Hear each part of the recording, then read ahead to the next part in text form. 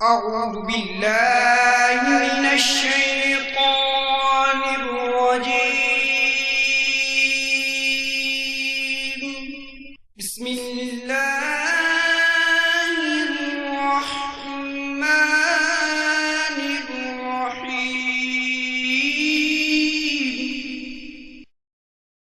وفاقی وزارت برائے مذہبی امور کی طرف سے جاری کردہ مکتوب کا اردو خلاصہ.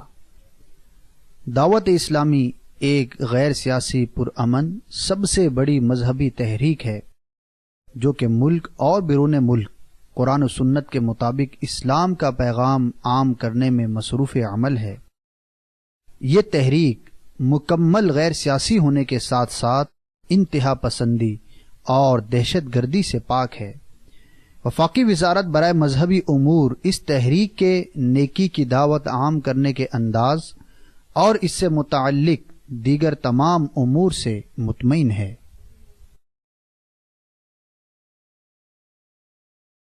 Certificate issued by Ministry of Religious Affairs, Government of Pakistan. To whom it may concern. Dawat-e-Islami is the largest religious, non-political, propagational and peaceful movement of Quran and Sunnah in the country, working for propagation of the message of Holy Quran and Sunnah all over the country as well as abroad. The Jama'at is purely non-political, non-extremist and non-terrorist. Therefore, Ministry of Religious Affairs is satisfactory on their propagation for Islam as well as other activities relates to religion. حقیقت میں وہ لطف زندگی پایا نہیں کرتے جو یادیں مصطفیٰ سے دل کو بہلایا نہیں کرتے.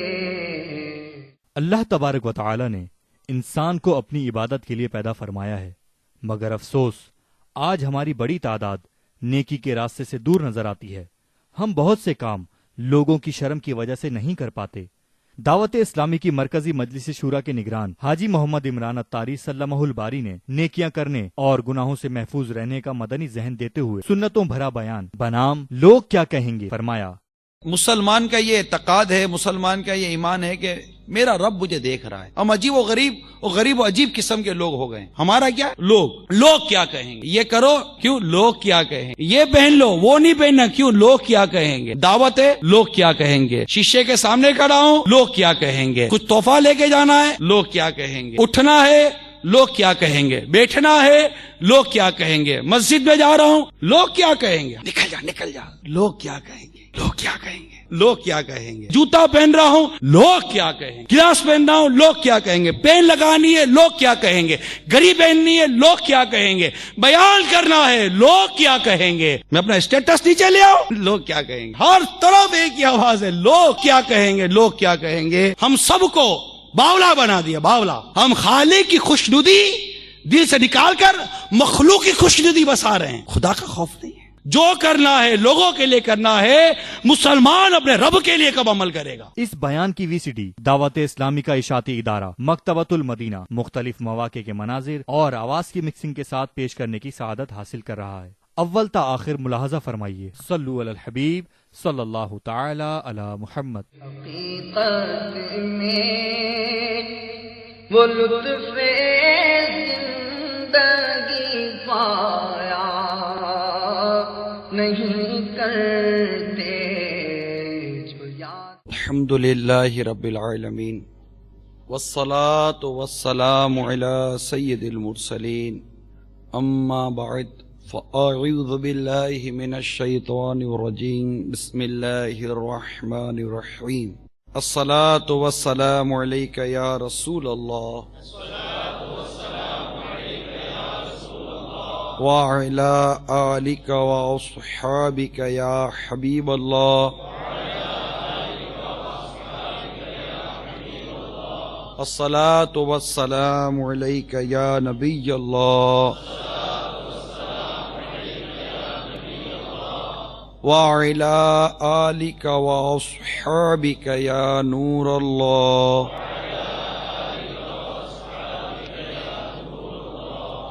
نويت سنة الاعتكاف. سرکار مدینہ راحت قلب و سینہ فیض گنجینہ صاحب معطر پسینہ باعث نزول سکینہ صلی اللہ تعالی علیہ وآلہ وسلم کا فرمان علی شان ہے، جو کوئی مجھ پر ایک مرتبہ درود پاک پڑھتا ہے اللہ تعالی اس پر 10 رحمتیں نازل فرماتا ہے، اس کے 10 گناہ معاف فرماتا ہے اور اس کے 10 درجات کو بلند فرماتا ہے. صلو علی الحبیب صلی اللہ تعالی. جمادی الاولی 1431 سن ہجری کی یہاں عرب امارات میں 9ویں شب ہے. حسب معمول دعوت اسلامی کا سنت و برا ہفتہ وار اجتماع دبئی میں مسجد البر میں جاری ہے. حضرت سیدنا فاروق اعظم رضی اللہ تعالی عنہ کے مبارک زمانے میں ایک نوجوان بہت متقی اور عبادت گزار تھا. سیدنا فاروق اعظم رضی اللہ تعالی عنہ بھی اس کی عبادات پر تعجب کیا کرتے تھے. وہ نوجوان نماز عشاء مسجد میں ادا کرنے کے بعد اپنے بوڑھے والد کی خدمت کرنے کے لیے جایا کرتا تھا. راستے میں ایک خوبصورت اور حسین عورت اسے اپنی طرف بلاتی اور اسے چھیڑتی تھی، مگر یہ نوجوان اس حسین و جمیل نوجوان عورت کی طرف توجہ نہیں کرتا، نگاہیں جھکائے وہاں سے گزر جایا کرتا. آخر کار ایک دن وہ نوجوان شیطان کے ورغلانے پر اور عورت کی برائی کی دعوت دینے پر وہ برائی کے ارادے سے آگے بڑھا.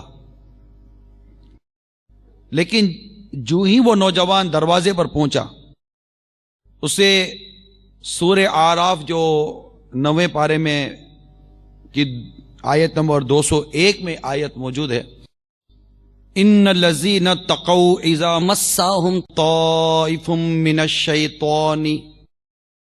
الشیطان تذکروا فاذا هم مبصرون. ترجمہ کنز ایمان، بے شک وہ جو ڈر والے ہیں جب انہیں کسی شیطانی خیال کی ٹھیس لگتی ہے ہوشیار ہو جاتے ہیں، اسی وقت ان کی آنکھیں کھل جاتی ہیں. اب جب وہ نوجوان گناہ کے ارادے سے اس عورت کے دروازے کی طرف چلا تو اسے رب کریم جل جلالہ کا یہ ارشاد یاد آ گیا. اس آیت پاک کے یاد آتے ہی اس کے دل میں اللہ تبارک و تعالی کا خوف اس قدر غالب ہوا کہ بے ہوش ہو کر زمین پر گر گیا. جب بہت دیر گھر نہ پہنچا تو اس کا بوڑھا باپ اسے تلاش کرنے کے لیے نکلا. جب اس مقام پر پہنچا جہاں اس کا بیٹا بے ہوش ہے تو لوگوں کی مدد سے اٹھوا کر وہ گھر لے آیا.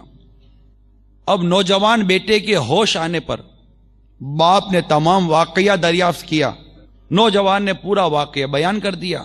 اب واقعہ بیان کرتے ہوئے جب نوجوان نے اس سورہ اعراف کی اسی آیت کریمہ کو دہرایا تو ایک مرتبہ پھر خوف خدا عز و جل اس شدت سے اس پر غالب ہوا کہ اس نے زوردار چیخ ماری اور اس کا دم نکل گیا.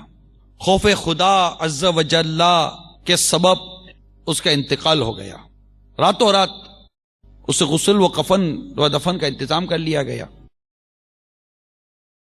صبح جب یہ واقعہ فاروق اعظم رضی اللہ تعالی عنہ کی خدمت میں پیش کیا گیا تو آپ اس کے والد کے پاس تعزیت کے لیے تشریف لے گئے. آپ نے اسے فرمایا کہ ہمیں اطلاع دے دیتے، ہم بھی جنازے میں شریک ہو جاتے. والد صاحب نے عرض کی امیر المومنین آپ کے آرام کا خیال تھا، اس وجہ سے آپ کو اطلاع نہ دی. آپ نے ارشاد فرمایا مجھے اس نوجوان کی قبر پہ لے چلو. وہاں جب اس نوجوان کی قبر پر فاروق اعظم رضی اللہ تعالی عنہ پہنچے تو سورہ رحمان کی 46 نمبر آیت آپ نے تلاوت کی.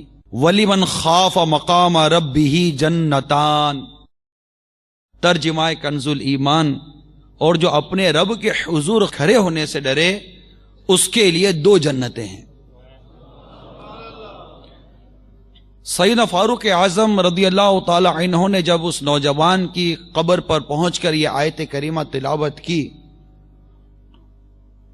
تو قبر میں سے اس نوجوان نے بلند آواز کے ساتھ پکارا، یا امیر المومنین، بے شک میرے رب نے مجھے 2 جنتیں عطا فرمائی ہیں. صلو علی الحبیب صلی اللہ تعالی علی محمد. جب قرآن کی بات ہو، نیکی کی دعوت ہو، حدیث پاک بیان ہو رہی ہو، نیکی کی دعوت دی جا رہی ہو، اور مسلمان جب اللہ عز و جل اس کے پیارے رسول کا ارشاد سننے کے لیے جمع ہوں تو انہیں چاہیے کہ وہ توجہ کے ساتھ صرف درس و بیان سنیں.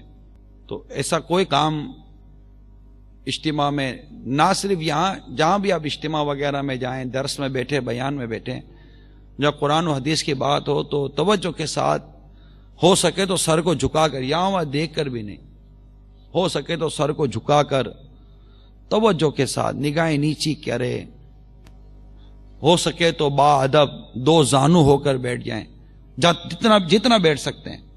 تھک جائیں تو پھر جیسا چاہیں بیٹھ جائیں. تو جس سے ہو سکے 2 زانو بیٹھے، با وضو بیٹھے، مسجد میں بیٹھا ہے اعتکاف کی نیت کرے اور توجہ کے ساتھ درس و بیان سنے، اور اللہ کی بارگاہ میں دعا کر کر بیٹھے کہ یا اللہ میں یہاں تک پہنچا تیری توفیق سے، میرے قلب کو تیری طرف پھیرنا یہ تیرے دست قدرت میں. صلو علی الحبیب. میٹھے میٹھے اور پیارے پیارے اسلامی بھائیوں، ابھی بڑی ہی سبق آموز حکایت آپ نے سماعت کی، اور اس نوجوان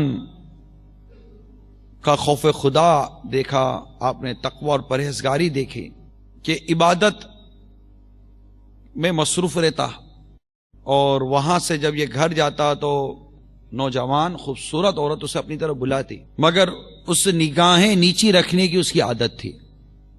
نگاہیں نیچی رکھنے کی برکت سے وہ گزر جاتا، مگر شیطان سب کے ساتھ لگا ہوا ہے. شیطان نے اس کو بھی ورغلایا، عورت اس کے پیچھے پڑی رہی.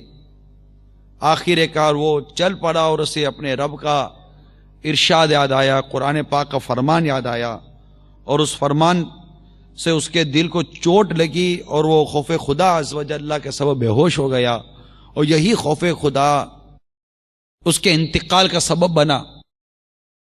امیر المومنین فاروق اعظم رضی اللہ تعالی عنہ بھی اس کی عبادت، اس کے تقوی، اس کی پرہیزگاری کو جانتے تھے. پھر ایسا محسوس ہوتا ہے کہ فاروق اعظم رضی اللہ تعالی عنہ اس بات کا بھی ادراک کر چکے تھے کہ اس نوجوان کا انتقال خوف خدا عز و جل کے سبب سے ہوا، کہ آپ نے اس کی قبر پہ جا کر اس آیت کریمہ کی تلاوت کی جس کا تعلق خوف خدا سے تھا، وَلِمَنْ خَافَ مَقَامَ رَبِّهِ جَنَّتَانِ، کہ جو اپنے رب کے آگے کھڑے ہونے سے ڈرا اس کے لیے 2 جنتیں ہیں. اور اس نوجوان نے قبر سے پکارا کہ یا امیر المومنین، میرے رب نے مجھے 2 جنتیں عطا فرما دی ہیں. اس میں بڑی ہی عبرت ہے، بڑے ہی سبق سیکھنے کے مدنی پھول ہیں کہ شرم و حیا یہ ہمیں ہونی چاہیے. گناہ کی طرف ہم تو خود بھاگتے ہیں، اور ایسے مقام پر جانے کا ہمارا بڑا جی چاہتا ہے جہاں بدنگاہیاں ہوں، جہاں مطلب کہ حسن و جمال کے نظارے ہوں، جہاں موسیقی ہو، جہاں تفریح ہو، تھوڑی موج مستی، جس کو ہمارے ہاں عام لینگویج میں کہتے ہیں، تھوڑی موج مستی ہونی چاہیے. تو میٹھے اسلامی بھائی، خوف خدا کا تقاضا کچھ اور ہے. خوف خدا یہ انسان کے اندر بہت کچھ تبدیلیاں لے آتا ہے. آج اس دور میں ہم اس موضوع کو تھوڑا بھولتے جا رہے ہیں، جبکہ یہ ہم جانتے ہیں کہ اس مختصر سی زندگی کے ایام گزارنے کے بعد ہر ایک نے اپنے رب عز و جل کے حضور حاضری دینی ہے، اعمال کا حساب دینا ہے، جس کے بعد رحمت الہی ہماری طرف متوجہ ہونے کی صورت میں جنت کی اعلیٰ نعمتیں ہمارا مقدر بنیں گی، یا پھر گناہوں کی شامت کے سبب جہنم کی ہولناک سزائیں ہمارے نصیب میں ہوں گی. اللہ ہم سب کو جہنم کے عذاب سے محفوظ فرمائے، جنت و فردوس میں اپنے پیارے حبیب کا پڑوس پیر و مرشد کے ساتھ عطا فرمائے. تو ان ناگفتہ بے حالات میں کہ جہاں ہوش سنبھالنے کے بعد ہم ایک عجیب سی زندگی میں کھو گئے، اور خوف خدا عز و جل جو کہ یوں سمجھیے کہ ایک بنیاد ہے، اللہ کا خوف یہ ایک بنیاد ہے. اس موضوع کو بیان کرنے کی آج چند وجوہات بھی پیش نظر، ہر دفعہ کوئی نہ کوئی وجہ تو پیش نظر ہوتی ہے. یہ اتنا اہم موضوع ہے میٹھے اسلامی بھائیوں کہ اگر خوف خدا نصیب ہو جائے نا تو یوں سمجھیے کہ ہمارا سارا نظام بہتر ہو جائے. کہ مسلمان کا یہ اعتقاد ہے، مسلمان کا یہ ایمان ہے کہ میرا رب مجھے دیکھ رہا ہے، اللہ مجھے دیکھ بھی رہا ہے، اللہ مجھے سن بھی رہا ہے. ٹھیک ہے، اب یہ اعتقاد اپنے ذہن میں رکھتے ہوئے، اور ہے مسلمان کا اعتقاد ہے، مسلمان کا ایمان ہے کہ میرا رب مجھے دیکھ بھی رہا ہے، میرا رب مجھے سن بھی رہا ہے. خوف خدا کا مطلب کیا؟ اللہ تعالی کی بے نیازی، کہ وہ بے نیاز ہے. اللہ الصمد، اللہ بے نیاز ہے، ہم نیاز مند ہیں. خوف خدا کا مطلب یہ ہے کہ اللہ تعالیٰ کی بے نیازی، اس کی ناراضگی، اس کی گرفت، اس کی طرف سے دی جانے والی سزاؤں کا سوچ کر انسان کا دل گھبراہٹ میں مبتلا ہو جائے. یہ ہے خوف خدا عز و جل کا مطلب، کہ اللہ بے نیاز ہے، ہم نیاز مند ہیں. ہماری عبادت نہ اللہ تبارک و تعالیٰ کی کبریائی میں کوئی اضافہ کر سکتی ہے کہ وہ بڑا ہے، نہ ہمارا کوئی گناہ اللہ تبارک و تعالیٰ کو نقصان پہنچا سکتا ہے، وہ بے نیاز ہے. ہم اس کے محتاج ہیں، وہ کسی کا محتاج نہیں ہے. ہم اللہ کے حضور سجدہ کر کے اپنے لیے رحمت حاصل کرنے کی کوشش کرتے ہیں. اگر ہم سب مل کر سجدہ کرنا بند کر دیں تو اللہ تعالیٰ کی ربوبیت پر کیا اثر پڑے گا؟ وہ بے نیاز ہے، اسے ہماری عبادت کی حاجت نہیں، ہمیں اس بات کی حاجت ہے کہ ہم اس کی عبادت کریں.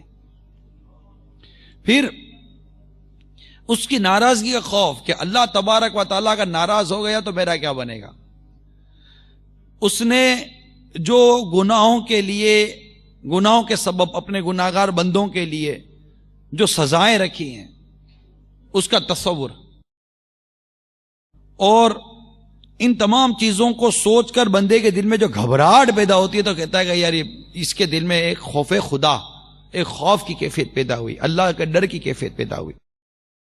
اب اگر ہم تھوڑا سا غور کرتے ہیں، اس تعریف کو بھی آپ غور سے سمجھنے کی کوشش کریں کہ یہ کتنا اہم موضوع خوف خدا. اگر کسی کو خوف خدا نصیب ہو جائے، اللہ کی ناراضگی کا خوف نصیب ہو جائے کہ میرا رب مجھ سے ناراض ہو گیا تو میرا کیا بنے گا، میرا رب بے نیاز ہے، میں جن گناہوں کے عادتوں میں مبتلا ہوں، اگر ان گناہوں پر میرے رب نے گرفت فرمائی اور مجھے جہنم کا عذاب دے دیا، قبر کا عذاب دے دیا تو میرا کیا بنے گا.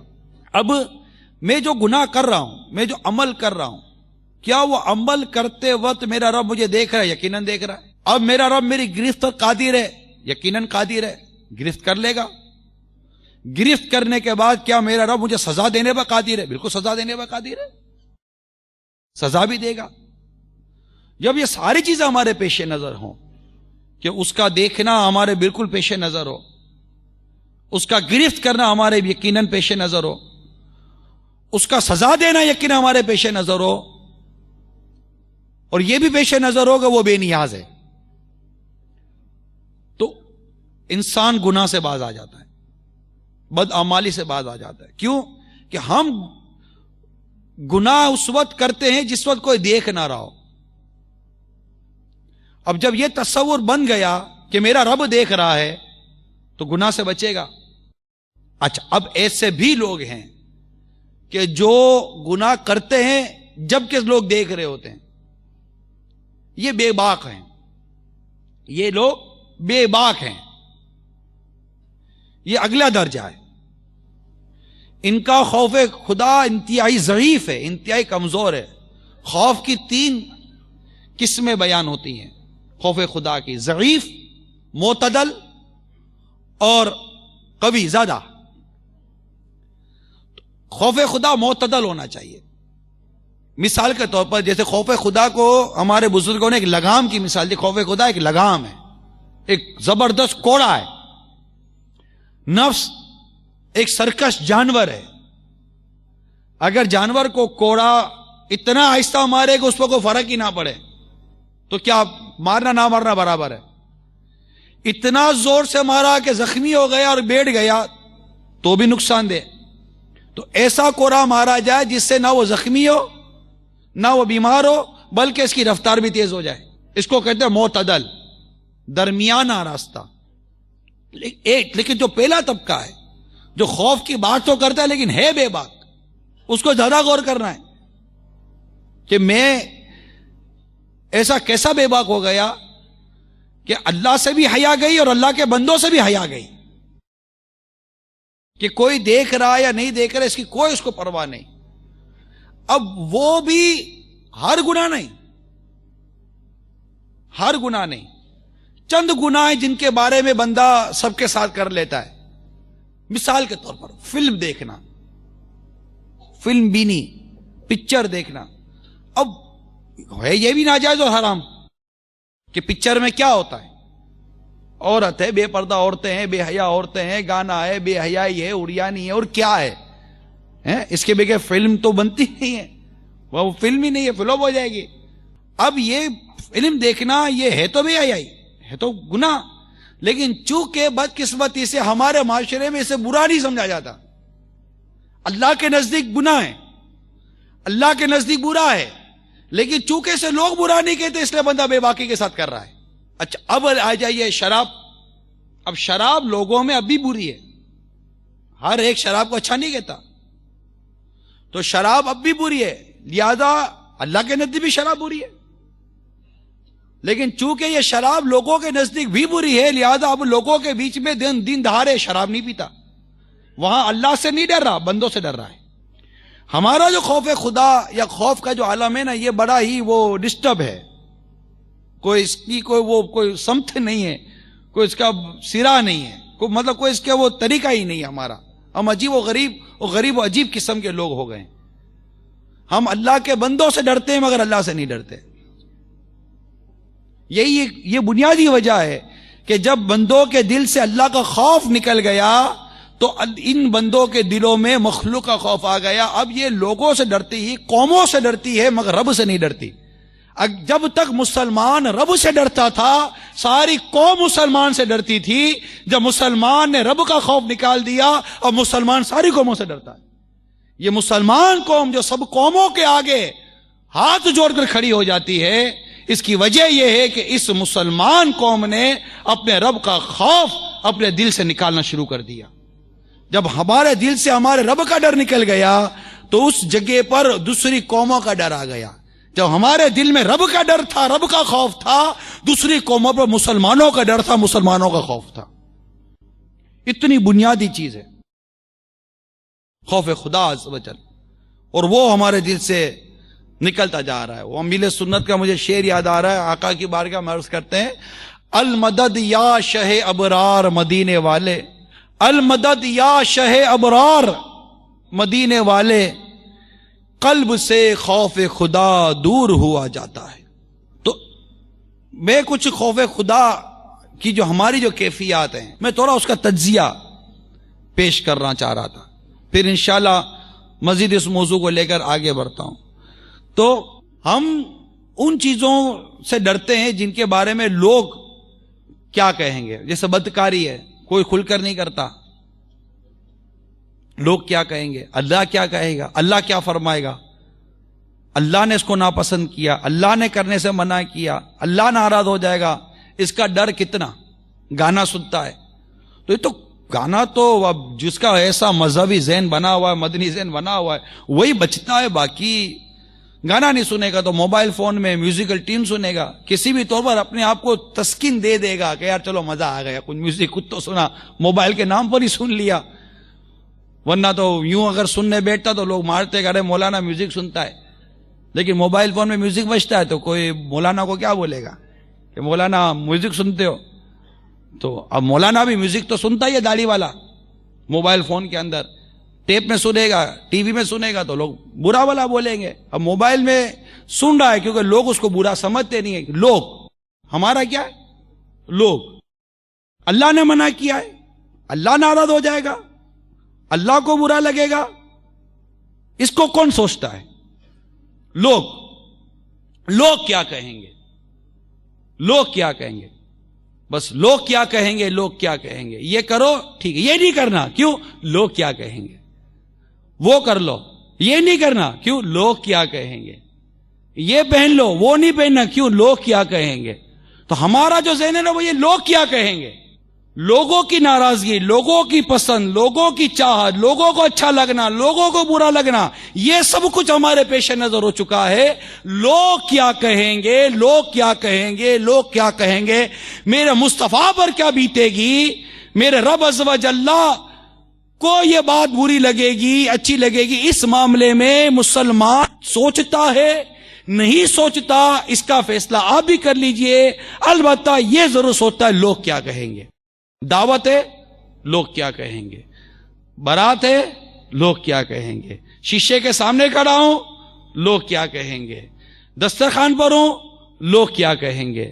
مہمان گھر پر آ رہے ہیں، لوگ کیا کہیں گے. کچھ تحفہ لے کے جانا ہے، لوگ کیا کہیں گے. اٹھنا ہے، لوگ کیا کہیں گے. بیٹھنا ہے، لوگ کیا کہیں گے. مسجد میں جا رہا ہوں، لوگ کیا کہیں گے. مسجد سے باہر آ رہا ہوں، لوگ کیا کہیں گے. جوتا پہن رہا ہوں، لوگ کیا کہیں گے. چپل پہن رہا ہوں، لوگ کیا کہیں گے. گلاس پہن رہا ہوں، لوگ کیا کہیں گے. پین لگانی ہے، لوگ کیا کہیں گے. گھڑی پہننی ہے، لوگ کیا کہیں گے. بیان کرنا ہے، لوگ کیا کہیں گے. ہر طرف ایک ہی آواز ہے، لوگ کیا کہیں گے، لوگ کیا کہیں گے، لوگ کیا کہیں گے. یہ مسلمان کیوں نہیں سوچتا کہ میرے رب نے اس معاملے میں کیا فرمایا ہے؟ ہم یہی کیوں سوچتے ہیں کہ لوگ کیا کہیں گے، لوگ کیا کہیں گے، لوگ کیا کہیں گے، لوگ کیا کہیں گے. آج آپ کے منہ پر اچھا کہیں گے، پیچھے پیچھے برائی کریں گے. لوگ کیا کہیں گے. خوشامد کریں گے، لوگ کیا کریں گے. جھوٹی تعریفیں کریں گے، لوگ کیا کہیں گے. حسد کریں گے، لوگ کیا کہیں گے. غیبتیں کریں گے، لوگ کیا کہیں گے. مگر ہمارا ایک ہی نعرہ ہے، لوگ کیا کہیں گے. جو کرنا ہے لوگوں کے لیے کرنا ہے. مسلمان اپنے رب کے لیے کب عمل کرے گا؟ لوگ کیا کہیں گے. یعنی ہم خالق کا خوف دل سے نکال کر مخلوق کا خوف بسا رہے ہیں. ہم خالق کی خوشنودی دل سے نکال کر مخلوق کی خوشنودی بسا رہے ہیں کہ مخلوق کیا کہے گی. عطر لگانی ہے، خوشبو لگانی ہے، لوگ کیا کہیں گے، ہے نا. گھر میں پردے لگانے ہیں، لوگ کیا کہیں گے. کارپیٹ بچھانا ہے، مجھے اچھا لگ رہا ہے اس لیے نہیں بچھا رہا ہوں، لوگ کیا کہیں گے. مکان لینا ہے، مجھے اچھا لگ رہا ہے اس لیے نہیں لے رہا ہوں، لوگ کیا کہیں گے. کار لینی ہے، مجھے اچھی لگ رہی ہے نہیں لگ رہی اس لیے نہیں لے رہا ہوں، لوگ کیا کہیں گے. ایک ہی آواز ہے، لوگ کیا کہیں گے، لوگ کیا کہیں گے. اس لوگ کیا کہیں گے کہ آواز نے ہم سب کو باولا بنا دیا، باولا، پاگل بنا دیا. ہر سمجھے کی چیزیں لوگ کیا کہیں گے. سود کا اتنا بڑا محل کھڑا کر دیا، کہہ رہے سود سے جان چھڑاؤ، تھوڑا غریب ہو جاؤ، لوگ کیا کہیں گے. رشوت کا لین دین بند کر دو، تھوڑے غریب ہو جاؤ، آواز آئے گی لوگ کیا کہیں گے. میں اپنا اسٹیٹس نیچے لے آؤں، لوگ کیا کہیں گے. میں سوکھی روٹی کھاؤں، لوگ کیا کہیں گے. ہر طرف ایک ہی آواز ہے، لوگ کیا کہیں گے. ارے لوگ کیا کہیں گے. لوگوں کی طرف کب توجہ ہٹے گی؟ ہم اللہ عز و جل کا خوف دل میں پیدا کریں، اس رب کی رضا، اس رب کی ناراضگی کو دل میں بسائیں.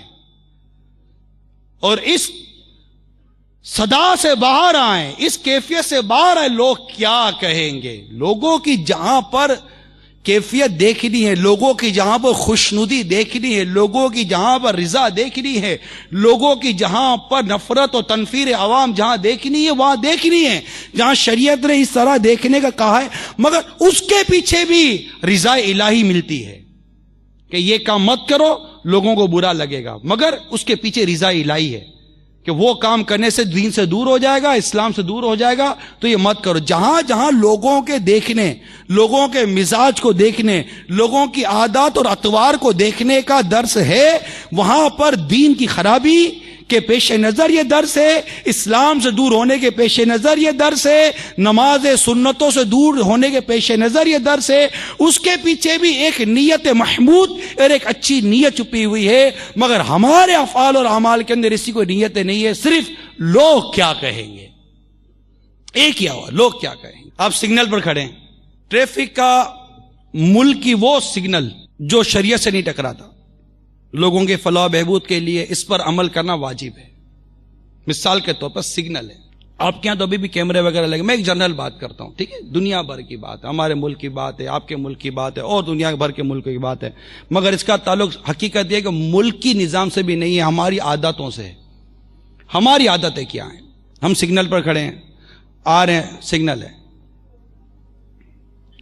کوئی نہیں دیکھ رہا, چلے گئے, اور کوئی دیکھ رہا ہے تو رک گئے.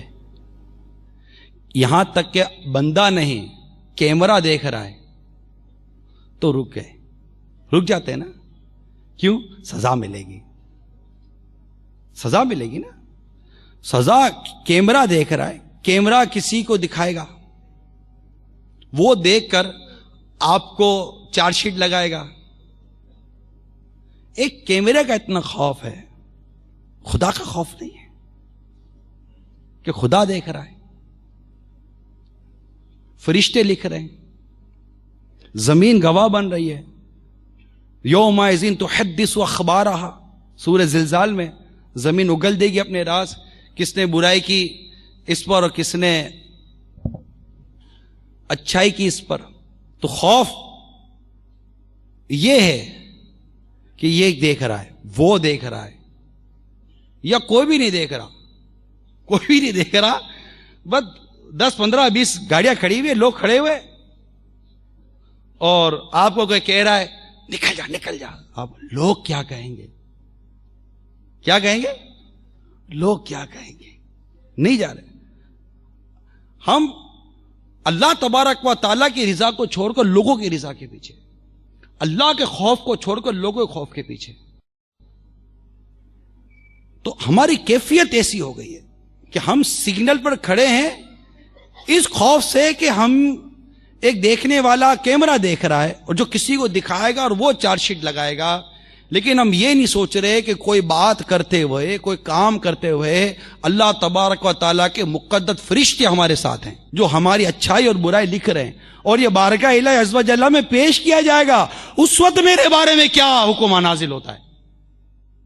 اس وجہ میری یہ چارج شیٹ میرے رب کے حضور پیش کی جائے گی. کوئی نہیں دیکھ رہا نا, چلو وہاں تو لوگ دیکھ رہے ہیں, کمرے کے اندر پردہ ڈال کر تو کوئی بھی نہیں دیکھ رہا نا. اللہ کے یہ دو مقدس فرشتے میرے ساتھ ہیں, کرامن کاتبین, جو میرے افعال کو, میرے اعمال کو لکھ رہے ہیں. میں جو کر رہا ہوں لکھ رہے ہیں, میں جو بول رہا ہوں لکھ رہے ہیں, میں جو لکھ رہا ہوں وہ لکھ رہے ہیں, میں اچھا کر رہا ہوں برا کر رہا ہوں لکھا جا رہا ہے. اور یہ لکھا ہوا رب تبارک و تعالیٰ کی بارگاہ میں پیش کیا جائے گا. اس وقت میرے جرموں کی اتنی بڑی فہرست جب رب کی بارگاہ میں پیش کی جائے گی, اس وقت میرے بارے میں کیا چارج شیٹ نافذ ہوتی ہے, کیا جرم پر کیا سزا دی جاتی ہے, اس کا خوف نہیں ہے. ایک ملکی قانون کا خوف ہے کہ یہاں سے یہ کیمرہ لے کر یا کوئی افسر دیکھ کر آگے میری کمپلین کرے گا, وہاں سے میرے بارے میں جو جرم کی سزا آئے گی اسے کیسے بھگتوں گا, اس کا خوف کھائے جا رہا ہے. نہیں کھاتا تو رب تبارک و تعالیٰ کی بارگاہ سے جو سزا آنی ہے اس کا خوف ہمیں نہیں کھاتا کہ اللہ تعالیٰ کی بارگاہ میں, جبکہ اللہ جانتا ہے یہ تو اس کی ایک مشیت ہے, اس کا ایک نظام ہے کہ اس نے کرامن کاتبین ہمارے ساتھ رکھے ہیں، جو ہمارے افعال لکھ رہے ہیں. زمین ہمارے افعال اور ہمارے اقوال اور اعمال کو لکھتی ہے. اس طرح اور بھی کئی ایسی مطلب کہ ہاتھ پیر ہیں، یہ ساری چیزیں گواہ بنتی ہیں کہ یہ بھی سارے مطلب کہ وہ وٹنس ہیں ہمارے خلاف، یا فیور میں بات کریں گے یا ان فیور بات کریں گے، یہ سارے وٹنس ہیں. باوجود اس کے کہ میرا رب غیبوں کا جاننے والا، اس کو پتہ ہے میرا بندہ کیا کر رہا ہے، مگر یہ نظام ہے جو قیامت کے دن ظاہر ہوگا. اس کا خوف نہیں ہے، قیامت کے دن کا خوف نہیں، اللہ کی بارگاہ میں پرسش کا خوف نہیں، اللہ کی بارگاہ میں حاضری کا خوف نہیں، ملکی قانون کے اتنے خوف، وہ بھی یہ دنیاوی سزاؤں کا خوف ہے. جہاں دنیاوی سزائیں بھی نہیں ہیں، قانون ہے، جہاں عمل نہیں ہے، وہاں بھی لوگ بے باکی کے ساتھ قانون توڑ ہی رہے ہوتے ہیں. تو پتہ چلا کہ ہم جس خوف سے ڈرتے ہیں، ایسا خوف بھی شریعت کے معاملے میں ہمارے پاس نہیں ہے. جو ملکی قانون کے خوف سے ہماری جو کیفیت ہو جاتی ہے، ایسا خوف، مثال کے طور پر کوئی دین دیہڑے قتل کرتا ہے کیا؟ نہیں کرتا نا، کہ ملکی قانون ہے، دین دیہڑا یوں قتل کرو گے گرفتار ہو جائیں گے آپ، سزا ملے گی، سزا موت ہے. ٹھیک ہے، کوئی قتل نہیں کرتا دین دیہڑے، اس طرح پکڑ لے گئے. اللہ تعالیٰ نے بھی ناحق قتل منع کیا ہے، مسلمان کا ناحق قتل حرام ہے. کیا اس وجہ سے قتل نہیں کرتے، یا اس وجہ سے قتل نہیں کرتے کہ سزا ہو جائے گی ملکی طور پر؟ وجہ کیا ہے؟ خوف خدا ہے یا خوف قانون؟ رشوت. تقریباً ملکوں کے اندر رشوت لینا، رشوت دینا یہ قانونی جرم ہے، اسلام نے منع کیا. الراشی والمرتشی کلاہما فی النار. رشوت لینے والا، رشوت دینے والا، دونوں جہنم میں. ملکی قانون بھی ہے کہ رشوت کا لینا دینا منع ہے، اسلامی قانون بھی رشوت کا لینا دینا منع ہے. جو رشوت سے بچ رہا ہے وہ سوچے کہ ملکی قانون کے پیش نظر رک رہا ہے یا شریعت کے قانون کے پیش نظر رک رہا ہے. اگر کہتا ہے شریعت کے قانون کے پیش نظر رک رہا ہوں، تو ملکوں کے اندر سود کے لینے دینے پر سزا نہیں ہے. اگر تم رشوت سے رکتے ہو تو سود سے کیوں نہیں رک رہے ہو؟ سود سے کیوں نہیں رکتے؟ کیوں کہ سود پر گرفتاری نہیں ہے، سود پر سزا نہیں ہے، سود پر اریسٹمنٹ نہیں ہے. پتا چلا کہ میں ملکی قانون سے ڈر رہا ہوں لیکن اسلامی قانون سے نہیں ڈرتا. اللہ کے بنائے ہوئے قانون کا خوف میرے دل سے نکلتا جا رہا ہے. کسی کو تھپڑ ماریں گے، لڑائی کر لی، پکڑ لیں گے، لا اینڈ آرڈر کا پرابلم کریٹ کر دیا آپ نے، دنگا مستی کر دیا، یہ مطلب لڑائی پھڈا ڈال دیا، یہ سارا مسئلہ خراب کر دیا، پکڑ لیں گے. نہیں لڑتے کسی سے بھی، نہیں لڑتے نا، بلا اجازت شرعی یہ ساری چیزیں منع ہیں، نہیں کرتے. ادب، احترام. غیبت کرتے ہیں، جو یہاں یا نہ مت کیجیے گا. ایک تعداد غیبت کرتی ہے. کیوں؟ کہ غیبت پر کوئی قانون ہی نہیں ہے. اگر ملکی قانون غیبت پر آ جائے تو لوگ غیبت سے بچیں گے. جیسے قتل سے بچ رہا ہے، جیسے رشوت سے بچ رہا ہے، جیسے عام طور پر جو یہ یوں شرابیں پی کر نہیں گھومتا پھرتا. بھائی باہر شراب پیتے ہو تو قانون پکڑے گا، چپ کر شراب پیتے ہو تو کوئی نہیں پکڑے گا. مگر اسلام کا قانون باہر پیو یا چپ کر پیو، اسلام کا قانون تو پکڑتا ہے نا. اگر اسلام کے قانون سے اللہ کا خوف دل کے اندر ہے تو چپ کر پیو یا ظاہر پیو، دونوں صورتوں میں ناجائز اور حرام رہا، تو شراب سے کیوں نہیں بچ رہے ہو؟ اس طرح صرف کمپیریٹیو گفتگو کر رہا ہوں، تقابل کر رہا ہوں تاکہ ہم جانیں کہ ہمارے ایمان کی کیفیت کیا ہے، خوف خدا و اللہ کی کیفیت کیا ہے ہمارے اندر. سامنے سے کوئی بے پردہ عورت آ رہی ہے، کوئی نہیں دیکھ رہا، دیکھ لیں گے. اگر کوئی لوگ دیکھ رہے ہوں گے تو فوراً اندر سے آواز، لوگ کیا کہیں گے؟ کیا آواز آئے گی؟ لوگ کیا کہیں گے؟ نہیں دیکھنا. اور جب لوگ نہیں ہوں گے تو دیکھ لو، لوگ کیا کہیں گے. وہ کہتے ہیں نا، شرم نبی خوف خدا، یہ بھی نہیں وہ بھی نہیں. تو یہ چند ایک مثالیں پیش کی ہیں آپ کے سامنے، ایک پریکٹیکل ایگزامپلز پیش کی ہیں کہ ہم جو افعال، جو اعمال بجا لاتے بھی ہیں، ان میں کس قدر اللہ کا خوف، اللہ کی رضا، اللہ کی خوشنودی شامل ہے، اور کس قدر اس میں مخلوق کا خوف، مخلوق کی رضا اور مخلوق کی خوشنودی شامل ہے، جبکہ اللہ کی خوشنودی کا تصور نہیں ہے وہاں. یہ کمپیئر اور ایک تقابلی گفتگو آپ کے سامنے پیش کر رہا ہوں تاکہ ہم اپنے ضمیر کو جھنجھوڑیں ہمیں کیا ہو گیا ہے. اور ایک یہ آواز، لوگ کیا کہیں گے، اس سے باہر آئیں.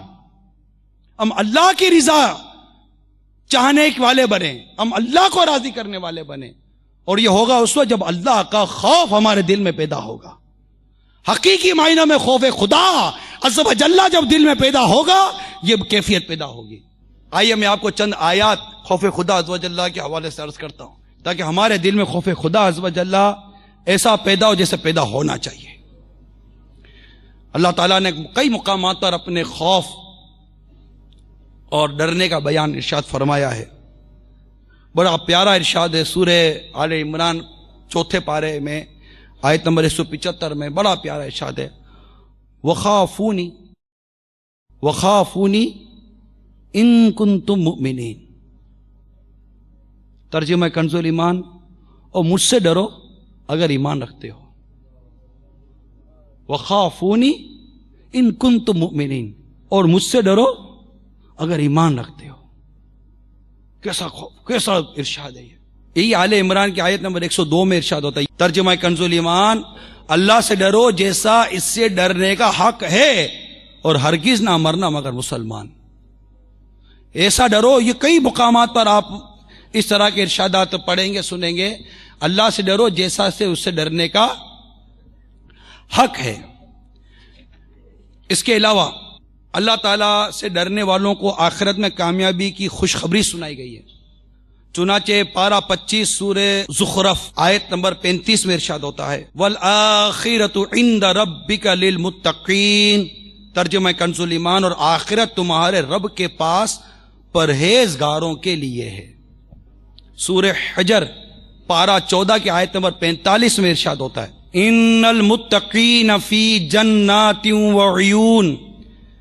ترجمہ کنز ایمان، بے شک ڈر والے باغوں اور چشموں میں ہیں. تو اتنی آیات کریمہ آپ کو ملیں گی کہ جب ان کا مطالعہ کرتے ہیں تو لگتا ہے کہ خوف خدا یہ بنیاد ہے. اللہ کا خوف، اللہ کا ڈر، تقوی، پرہیزگاری، اس سے ڈرنا، اسی سے ڈرنا. یہاں تک فرمایا اللہ ہی سے ڈرو. جو اللہ ہی سے ڈرتا ہے نا وہ کسی سے نہیں ڈرتا. اور جب اللہ کا خوف نکل جائے نا پھر دنیا کا خوف دل پر آ جاتا ہے. پھر وہی ہوتا ہے جو میں کہہ چکا ہوں لوگ کیا کہیں گے، دنیا کیا کہے گی. آپ اپنے گھر کا ماحول دیکھ لیں. دنیا کیا کہے گی، لوگ کیا کہیں گے. دنیا کیا کہے گی، لوگ کیا کہیں گے. دنیا کیا کہے گی، لوگ کیا کہیں گے. ہماری زبان پر اگر یہ شریعت، اسلام، اللہ کی رضا، اللہ کی ناراضگی، مصطفیٰ کی رضا، مصطفیٰ کی ناراضگی، عز و جل صلی اللہ تعالی علیہ وسلم، اگر یہ زبانوں پر آ جائے تو مدینہ مدینہ ہو جائے. ہم اللہ کے بندے ہیں، ہمیں اللہ نے پیدا کیا ہے، ہمیں اللہ کا خوف رکھنا ہے، ہمیں اس کی رضا چاہنی ہے. سورہ حجرات آیت نمبر 13 پارہ 26 میں بڑا پیارا ارشاد ہے ان اکرمکم عند اللہ اتقاکم. ترجمہ کنز ایمان، بے شک اللہ کے یہاں تم میں زیادہ عزت والا وہ جو تم میں زیادہ پرہیزگار ہے، زیادہ ڈرنے والا، خوف خدا والا ہے، وہ زیادہ عزت والا ہے. آپ نے کہاں پڑھا ہے کہ مالدار سب سے زیادہ عزت والا مالدار؟ جو سب سے زیادہ مشہور ہے وہی سب سے زیادہ عزت والا، جس کا جو سب سے زیادہ منصب والا ہے وہی سب سے زیادہ عزت والا. کہاں پڑھا ہے مجھے بتا دیں. قرآن تو یہ کہتا ہے کہ تم میں سے زیادہ اللہ کے نزدیک تم میں زیادہ عزت والا وہ جو تم میں زیادہ اللہ کے یہاں تم میں زیادہ عزت والا وہ جو زیادہ پرہیزگار ہے. جب اللہ کے یہاں عزت والا بن جائے بندہ تو اب اس کو کیا چاہیے؟ آدمی کب بولے گا کہ لوگ کیا کہتے ہیں؟ اللہ تعالیٰ اپنے بندے کے بارے میں کیا فرماتا ہے کہ یہ میرا بندہ، یہ میرا پرہیزگار بندہ، یہ میرا نیک بندہ، یہ میرا عزت والا بندہ. اللہ فرمائے نا لوگ عزت کا تاج دے دیں، لوگ تعریفیں کر دیں، لوگ یہ کہہ دیں، لوگ وہ کہہ دیں، اس کی ہمیں حاجت نہیں ہونی چاہیے. ہمیں اللہ تعالیٰ کی رضا چاہنی ہے، ہمیں اللہ تعالیٰ کے پسند کا بندہ بننا ہے. اب اس خوف خدا عز و جل کی کچھ فضیلت سنیں تاکہ ہمارے اندر خوف خدا پیدا ہو، اللہ تعالیٰ کی رضا چاہنے کا جذبہ پیدا ہو. سرور دو عالم صلی اللہ تعالی علیہ وسلم نے فرمایا جس مومن کی آنکھوں سے اللہ تعالیٰ کے خوف سے آنسو نکلتا ہے اگرچہ مکھی کے پر کے برابر ہو، پھر اس کے چہرے کی گرمی کی وجہ سے اسے کوئی تکلیف پہنچتی ہو، تو اللہ تعالیٰ اسے جہنم پر حرام کر دیتا ہے. حضرت سیدنا قعب الاحبار رضی اللہ تعالیٰ عنہ سے مروی ہے کہ اللہ تعالیٰ نے سبز موتی کا ایک محل پیدا فرمایا ہے جس میں 70,000 گھر ہیں اور ہر گھر میں 70,000 کمرے ہیں. اس میں وہ شخص داخل ہوگا جس کے سامنے حرام پیش کیا جائے اور وہ محض اللہ کے خوف سے اسے چھوڑ دے. کہاں گیا لوگ کیا کہیں گے؟ کہاں گیا لوگ کیا کہیں گے؟ محض اللہ کے خوف سے چھوڑ دے. رشوت کوئی دے رہا ہے، نہیں ابھی نہیں دو، لوگ کیا کہیں گے؟ ارے لوگ کیا کہیں گے؟ چھوڑو اس کو، لوگ کیا کہیں گے؟ محض اللہ کے خوف سے کہ ایک شخص حرام کی طرف بلایا جا رہا ہے، اس کی طرف حرام آ رہا ہے اور وہ حرام چھوڑ دے یہ کہہ کر کہ میں اپنے رب کی خوف سے چھوڑتا ہوں، میں اپنے رب کی رضا کے لیے چھوڑتا ہوں. تو جو اللہ کی رضا کے لیے محض اللہ کے خوف کے سبب سے اس کے سامنے جو حرام پیش کیا جائے اس کو چھوڑ دے، اللہ تعالیٰ اسے جنت کا وہ محل عطا فرمائے گا جس میں 70,000 گھر ہیں اور ہر گھر میں 70,000 کمرے ہیں. یہ جنتی محل ہے. یہ خوف خدا والوں کو ملے گا. اللہ کے خوف سے حرام چھوڑنے والوں کو ملتا ہے. لوگ کیا کہیں گے نہیں. تو اب یہ کانسیپٹ ختم کرنا ہے. کون سا؟ آپ تو کہہ دو، لوگ کیا کہیں گے. یہ بولتے ہوئے بھی بندہ سوچتا ہے ابھی زور سے بولوں گا لوگ کیا کہیں گے. استغفر اللہ. مسجد میں آواز سے ہنسنا یہ ناجائز ہے. جو ہنسائے آواز سے وہ توبہ کرے. اب لوگ اس میں کچھ بھی نہیں کہیں گے، لیکن اللہ عز و جل کو پسند نہیں ہے کہ بندہ مسجد میں ہنسے. اب لوگ کیا کہیں گے کی طرف جائیں گے تو کچھ بھی نہیں روکتے. لوگ تو عجیب و غریب کہتے ہیں. اگر قافلے میں 12 ماہ کے لیے جائے تو لوگ کہتے ہیں بیوی بچوں کا خیال نہیں کرے گا، پیچھے گھر بار کو نہیں دیکھو گے. 12 ماہ کے لیے قافلوں میں جا رہے ہو، 26 ماہ کے لیے قافلے میں جا رہے ہو، پیچھے گھر والوں کو نہیں دیکھو گے. اور اگر یہی 12 ماہ کے لیے 2 سال کے لیے کاروبار کرنے کے لیے نوکری کرنے کے لیے دوسرے ملک جائے تو جاؤ بیٹا جاؤ، ہم ہیں نا پیچھے، کوئی بات نہیں، ہم ہیں نا پیچھے تمہارا گھر دیکھنے کے لیے. لوگ کیا کہیں گے؟ لوگ یہ کہتے ہیں مسجد میں بیٹھو تو لوگ کہتے ہیں مولانا اتنا بھی اللہ اللہ نہیں کرنا چاہیے، تو دنیا کا بھی کرو. تو دنیا والوں کو بولو کہ اتنی دنیا نہیں کرنی چاہیے، کچھ اللہ اللہ بھی کرو. آؤ مسجد میں. تم پورا دن بازار میں بیٹھو تو تم اچھے، اور اگر کوئی مسجد میں بیٹھے تو برا ہو جائے گا. اعتدال رکھے، میانہ روی رکھے. اور ویسے بھی جتنا جہاں رہنا اتنی وہاں کی تیاری کرو، جتنا دنیا میں رہنا اتنی دنیا کی تیاری، جتنا آخرت کا سفر اتنی آخرت کی تیاری. عقل مند کون؟ اللہ کا ذکر زیادہ کرنے والا عقل مند، یا اللہ کے ذکر سے جو غافل ہے وہ عقل مند؟ عقل مند کون؟ عقل مند تو وہی ہے کہ جہاں جتنا رہنا اتنی وہاں کی تیاری کرتا ہے. آپ یہاں آئے مگر آپ یہاں کے نہیں ہیں، ایک تعداد ہے جو یہاں کی نہیں ہے. یہاں آپ کا رہنے کا انداز اور ہے، مگر جہاں سے آئے ہیں نا وہاں کے لیے سوچ اور ہے. آپ یہاں پر کما رہے ہو مگر یہاں کے لیے نہیں، وہاں کے لیے. آپ کما یہاں رہیں، رہ یہاں رہیں، لیکن یہاں کے لیے نہ رہ رہے، نہ یہاں کے لیے جی رہے، نہ یہاں کے لیے کما رہے، نہ یہاں کے لیے کھا رہے ہیں. یہ جو کچھ کر رہے سب وہاں کے لیے کر رہے ہیں جہاں سے آپ آئے ہیں. جہاں سے آپ آئے وہاں کے لیے کر رہے ہیں. یہ عرب امارات میں رہنے والوں اور دنیا کے دوسرے ممالک میں ایک ملک چھوڑ کر دوسرے ملک میں سفر کر کے جانے والوں، آپ جس ملک میں رہ رہے ہو اس ملک کے لیے کچھ نہیں کر رہے اپنے لیے، آپ اس کے لیے کر رہے ہو جہاں آپ نے لوٹ کر جانا ہے. جہاں آپ نے لوٹ کر جانا ہے. یہاں پر کر کسر سے ایسے جیتے ہو جیسے قید خانے میں بندہ جیتا ہے، لیکن اس جگہ کو بہتر بنا رہے ہو جہاں کو پتا ہے کہ لوٹ کے جانا ہے. یہاں کچھ دن کی زندگی قید و بند کی گزار لوں گا، لیکن گھر جا کر عیش و عشرت اور آرام کی زندگی گزاروں گا. یہ تصور یہاں کے لیے تو ہے، لیکن دنیا اور آخرت کے لیے تصور کیوں نہیں جمتا؟ اس آیت کریمہ کی طرف توجہ کیوں نہیں جاتی جب اللہ تبارک و تعالیٰ نے جو اپنے نیک بندوں کے لیے آیت کریمہ ہمیں عطا فرمائی، اور وہ جب کسی نیک اور نفس مطمئنہ شخص کا جب انتقال ہوتا ہے تو گویا کہ یہ تلاوتیں کی گئی ہیں، قرآن پاک میں تلاوت موجود ہے، اور یہ غیب سے یہ تلاوت اور یہ قرآن کی آیت سنی گئی ہے کہ جب اللہ تعالیٰ کا نیک بندہ نفس مطمئنہ والا جب دنیا سے جاتا ہے تو ارشاد ہوتا ہے یا ایتھا النفس المطمئنہ، یا ایتھا النفس المطمئنہ ارجعی لوٹا، اے مطمئن نفس لوٹا، ارجعی الی ربکی لوٹا اپنے رب کی طرف، ارجعی الی ربکی راضیۃ مرضیہ، وہ تجھ سے راضی تو اس سے راضی، راضیۃ مرضیہ فادخلی فی عبادی، داخل ہو جا میرے بندوں میں، وادخلی جنتی، داخل ہو جا میری جنت میں۔ جو یہ آیت کریمہ نازل ہوئی، صدیق اکبر رضی اللہ تعالیٰ نے عرض کی بارگاہ رسالت صلی اللہ تعالیٰ علیہ وسلم نے، آقا یہ آیت کتنی پیاری ہے۔ میرے آقا صلی اللہ تعالیٰ علیہ وسلم ارشاد فرمایا، ابو بکر جب آپ کا انتقال ہوگا فرشتے یہی آیت پڑھ رہے ہوں گے۔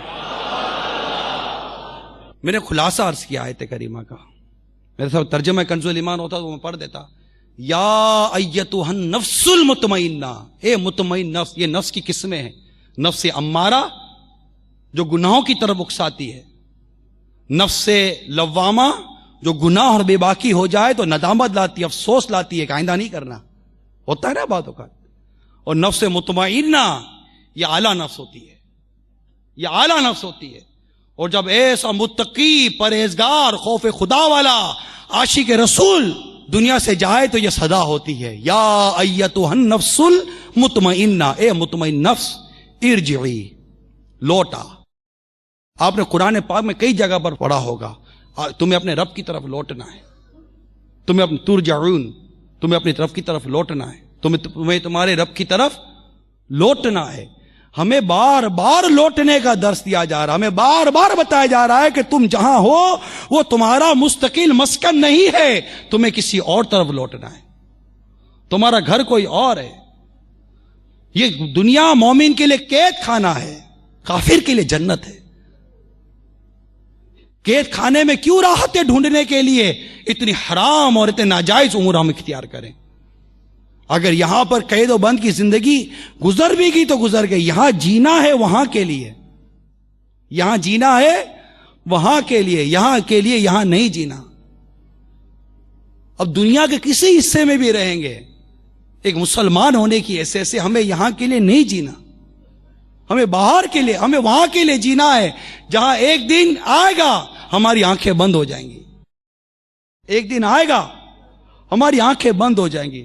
محل، بینک بیلنس، کار، بنگلہ، جو کچھ بھی ہے یہاں پر سب دھرے کا دھرا رہ جائے گا۔ سکندر بھی جب دنیا سے گیا تو دونوں ہاتھ خالی تھے، پوری دنیا فتح کرنے چلا تھا۔ آپ کو کوئی لاس نہیں ہوا، آپ کو دنیا میں کوئی غم نہیں ہوا، دنیا میں کچھ بھی نہیں ہوا، لیکن جس وقت دنیا چھوڑ کر جائیں گے، کبھی اس وقت کی کیفیت پر غور کیا کہ جس دنیا کو جمع کرنے میں، جس دنیا کو کمانے میں، جس مال دولت بینک بیلنس بزنس کو بنانے میں میں نے اپنی ساری زندگی گزار دی، اپنا بڑھاپا تک گزار دیا، آج یہ سب کچھ چھوٹ رہا ہے۔ گھر اتنا ویل ڈیکوریٹڈ مکان چھوٹ رہا ہے، بیلنس چھوٹ رہا ہے، کاریں جو میرے کار پوش میں کھڑی ہیں چھوٹ رہی ہیں، یہ باغ اور یہ سب بزنس سب چھوٹ رہا ہے۔ یقین مانیے اس وقت تو ہوتا ہے کہ ہاں کوئی بات نہیں، لیکن اس وقت ان کے چھوٹنے کا جو غم ہوگا نا، اس غم کے اور اس دکھ کے تقابل پر روح قبض ہونے کی تکلیف ہوگی۔ اب جو روح قبض ہو رہی ہوگی نا اس پر یہ غم غالب ہوگا، یہ سب چھوٹ رہا ہوگا، بیوی بچے چھوٹ رہے ہوں گے، سب کچھ چھوٹ رہا ہوگا۔ پھر اس وقت یہ کیفیت کہ جہاں جا رہا ہوں وہاں کے لیے تو کوئی تیاری نہیں، سب کو یہی چھوڑ کر جا رہا ہوں، جہاں جا رہا ہوں وہاں کی تو تیاری نہیں ہے، اب ہوگا کیا؟ وہاں کی تیاری کرنی ہے، اور یہ ہوتی خوف خدا عز و جل سے، کہ اللہ کا خوف اور آخرت کی سوچ۔ یہ سب اس صورت میں ہمیں یہ ساری کیفیت پیدا ہوں گی. تو بہت چند ایک موٹی سی باتیں کی ہیں کہ ہمیں اللہ عز و جل کی رضا کے لیے جینا ہے. وہ نوجوان اس عورت کی گھر کی طرف چلا, اسے یہ نہیں دیکھا کہ لوگ کیا کہیں گے, اس نے یہ نہیں سوچا لوگ کیا کہیں گے, کہ میں عبادت گزار ہوں, نگاہیں نیچی رکھتا ہوں, ایک عورت بلا رہی ہے, میں اس کی طرف چل پڑا ہوں. اسے لوگوں کی باتیں یاد نہیں آئیں, اسے اپنے رب کا فرمان یاد آیا. وہ خوف خدا کی وجہ سے رکا تھا, لوگوں کے خوف کی وجہ سے نہیں رکا تھا کہ لوگ کیا کہیں گے. ہمارا عمل ہوتا ہے لوگ کیا کہیں گے, لوگ کیا کہیں گے, اس تصور سے باہر آ جائیں. ہمیں اپنے رب کو راضی کرنا ہے, اس کے پیارے محبوب کو راضی کرنا ہے, اور ہم چونکہ مسلمان ہیں ہمارا منتہا نظر رب کی رضا ہونی چاہیے. میرا ہر عمل بس تیرے واسطے ہو, کر اخلاص ایسا عطا یا الہی. نماز لوگوں کے لیے نہیں پڑھنی, اللہ کے لیے پڑھنی ہے. نماز کا وقت ہو گیا, آپ نہیں جا رہے, یہ نہ سوچے لوگ کیا کہیں گے. ارے اللہ نے نماز فرض کی ہے, لوگ کیا کہیں گے, کیا مطلب لوگ کیا کہیں گے. جائیں نماز پڑھیں, نماز پڑھیں. داڑھی رکھنی ہے, ہاں رکھ تو لو, لوگ کیا کہیں گے. ارے لوگ کیا کہیں گے, کیا کہیں گے, لوگ کیا کہیں گے, کچھ بھی نہیں کہیں گے. لوگ کچھ نہیں کہتے, لوگ یہی کہیں گے بہت اچھا کیا, بہت دیر سے سمجھ میں آئی, اچھا ہوا رکھ لی. لوگ کیا کہیں گے سے کیا مراد ہے. ہمارا عمل اللہ عز و جل اس کے پیارے رسول کی بارگاہ میں پیش ہوتا ہے. تو لوگ کیا کہیں. امامہ باندھ لیا کرو بھائی, اب باندھ تو لوں, لوگ کیا کہیں گے. قافلے میں سفر کر لو 12 ماہ کے لیے, کر تو لوں, لوگ کیا کہیں گے. مدنی لباس پہن لو, پہن تو لوں, آدھی پنڈلی تک کرتا سنت ہے, پہن تو لوں, چادر بھی اوڑھ لوں, سب کچھ کر لوں, لوگ کیا کہیں گے. یہی اسی میں رہ گئے ہم لوگ, لوگ کیا کہیں گے. آؤ یار اس سے باہر آ جاؤ, اس سے باہر آ جاتے, یہ سوچنا چھوڑ دیتے لوگ کیا کہیں گے. وہ عمل جو اللہ کو پسند ہے میں کروں گا عز و جل, وہ عمل جو میرے مصطفیٰ کو پسند ہے میں کروں گا صلی اللہ علیہ وسلم. ورنہ یہ اگر سوچتے رہیں گے لوگ کیا کہیں گے تو پھنس جائیں گے, کیونکہ لوگ بہت آؤٹ آف دا وے لے کر اب بات کام کرواتے ہیں, اور ہمیں نہیں کرنا. جو کرنا ہے اسلام اور شریعت کے دائرے میں لے کر کرنا ہے. اللہ تعالی ہم سب کو عمل کی توفیق عطا فرمائے. تو آپ مدنی قافلوں میں سفر کی نیت کریں, اجتماع میں حاضری مستقل نیت کریں, مدنی انعامات پر عمل کی نیت کریں, درس کی نیت کریں. آپ درس دیں گے تو آپ لوگ کیا کہیں گے, درس دوں گا تو لوگ کیا کہیں گے. اگر بالفعل کوئی 2 باتیں کرے گا بھی تو گلا بیٹھ جاتا ہے بول بول کے. یار کان کبھی بیٹھتا ہے, کبھی سنا ہے کہ کان بیٹھ گیا, گلا بیٹھ جاتا ہے. تو جو بولنے والا تو گلا بیٹھ جاتا ہے. آپ سننے کا اسٹیمنا پیدا کرو, اب سننے کا اسٹیمنا پیدا کرو, بولنے والوں کو چھوڑو. جبکہ ہم کام اللہ کی رضا, اس کے حبیب کی رضا اور شریعت کے مطابق کر رہے ہیں, خلاف شرع کام نہیں کر رہے. اب وہ شریعت کو جو محمود ہے, اب اس میں لوگوں کی رضا کہاں دیکھنی ہے, رب کی رضا کہاں دیکھنی ہے, ماں باپ کی رضا کہاں دیکھنی ہے, رشتہ داروں کی رضا کہاں دیکھنی ہے, پڑوسیوں کی رضا کہاں دیکھنی ہے, اعزا اقربا کی رضا کہاں دیکھنی ہے. یہ سب کچھ دیکھنے کے لیے ہمیں یہ نہیں دیکھنا کہ لوگ کیا کہیں گے, ہمیں یہ دیکھنا ہے کہ شریعت کیا کہتی ہے. ہمارے گھر میں دعوت ہے, بیٹی کی دعوت ہے, کھانا کھلانا ہے, مہمانوں کو بلانا ہے, جو کچھ بھی کرنا ہے, ہمیں یہ نہیں سوچنا کہ لوگ کیا کہیں گے. ہمیں یہ دیکھنا ہے شریعت کیا کہتی ہے. ہمیں کیا دیکھنا ہے, شریعت کیا کہتی ہے, میرا رب مجھے کیا فرماتا ہے, میرے مصطفیٰ صلی اللہ تعالی وسلم کی رضا کس کام میں. بس اسے چھوڑ دیں گے لوگ کیا کہیں گے. انشاءاللہ عز و جل اللہ تعالی ہم سب کو عمل کی توفیق عطا فرمائے. آمین بجاہ النبی الامین صلی اللہ تعالی علیہ وسلم.